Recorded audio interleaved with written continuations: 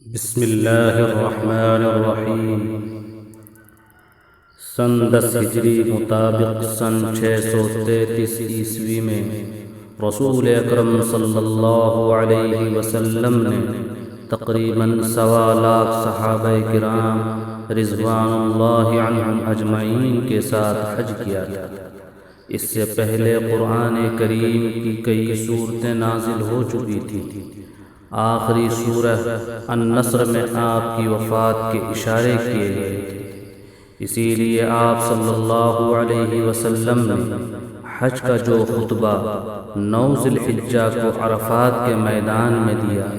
اس میں آپ صلی اللہ علیہ وسلم نے فرمایا کہ میں محسوس کر رہا ہوں کہ اس جگہ آئندہ ہم اور آپ ساتھ جمع نہ ہو سکیں گے۔ اسی خطبہ میں آپ نے ایمان، تقوی، نبوت، آخرت، جان و مال، عزت، عورتوں، کمزوروں، غلاموں اور عام انسانوں کے حقوق، اتحاد و اجتماعیت کی بنیاد اور رنگ و نسل اور سود کی تباہ کاری وغیرہ جیسے اہم امور کی طرف متوجہ کیا اور اسلامی پیغام کو پھیلانے کی ذمہ داری دی۔ یہ ایک جامع خطبہ ہے جو انسانیت کا بین الاقوامی منشور ہے۔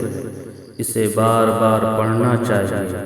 اور سننا چاہیے، غور و خوض کرنا چاہیے اور اسے یاد کر لینا چاہیے۔ اس پر خود عمل کرنا چاہیے اور دوسروں کو عمل کرنے کی ترغیب دینی چاہیے۔ اسی خطبے کے بعد قرآن کریم کی آخری آیت نازل ہوئی، جس میں دین کی تکمیل کی بشارت دی گئی کہ آج میں نے تمہارے لیے تمہارے دین کو مکمل کر دیا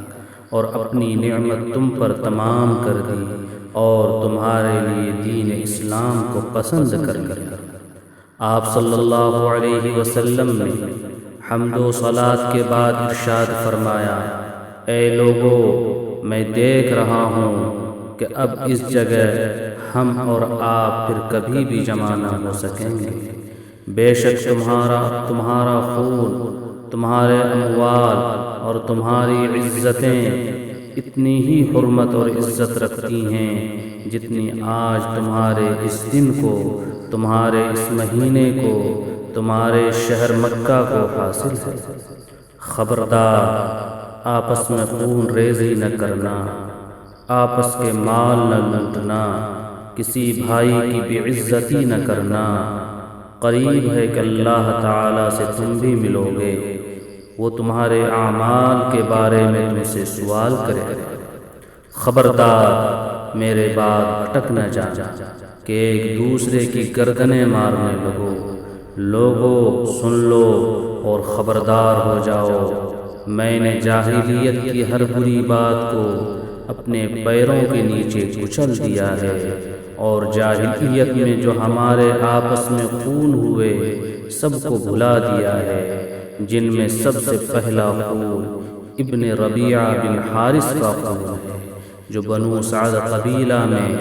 ایک داعیہ کے پاس دودھ پیتا ہوا حذیل کے ہاتھوں مقتول ہوا۔ اب میں اس خون کا قصاص معاف کرتا ہوں اور ساتھ ہی جاہلیت کا سود جو لوگوں پر چڑھا ہوا ہے وہ بھی سب معاف کرتا ہوں، جس میں پہلا سود حضرت عباس بن عبد المطلب کا ہے، مگر اسے بھی اپنے پیروں کے نیچے کچل دیتا ہوں۔ اے لوگو، عورتوں کے بارے میں اللہ سے ڈرو، تم نے اللہ کے امان کے ساتھ ان کو بیوی بنایا ہے۔ اللہ کا نام لے کر ان کو اپنے گھروں میں اللہ کے عہد کے ساتھ داخل کیا ہے، اس عہد کو پورا کرو اور اللہ کا کلام پڑھ کر سن کر تم نے ان کی شرمگاہوں کو اپنے لیے حلال کیا ہے، اور ان پر تمہارا حق یہ ہے کہ تمہارے پیٹھ پیچھے کسی بھی غیر آدمی کو وہ تمہارے گھر کے اندر قدم نہ رکھنے دیں،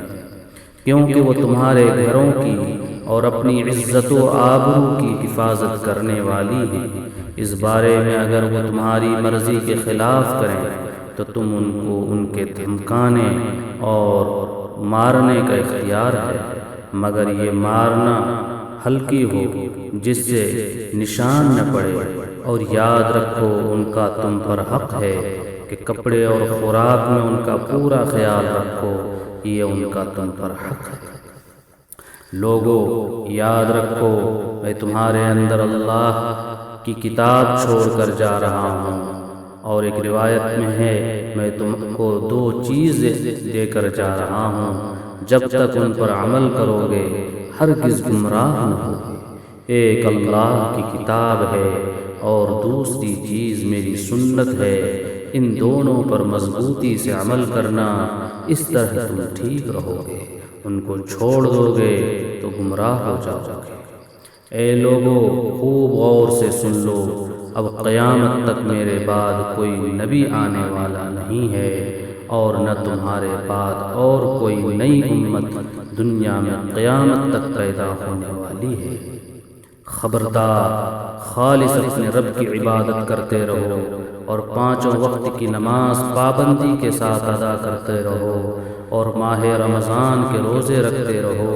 اور اپنے مالوں کی جب وہ نصاب کو پہنچ جائیں زکوٰۃ ادا کرتے رہو۔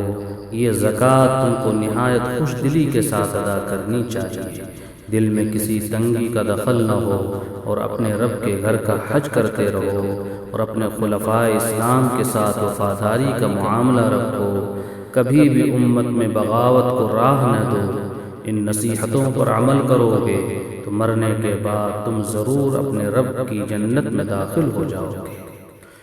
لوگو قیامت کے دن تم سے میری بابت سوال ہوگا، تم کیا کہو گے؟ اس سوال کے جواب میں حاضرین نے بآواز بلند نعرہ لگایا کہ بے شک اللہ کے محبوب،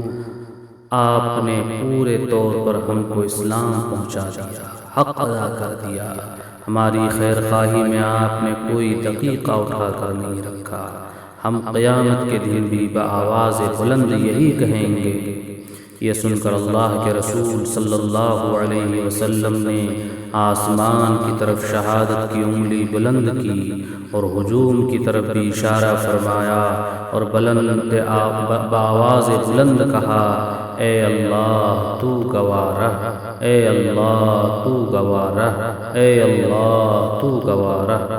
آخر میں آپ صلی اللہ علیہ وسلم نے تاکید کے ساتھ ارشاد فرمایا،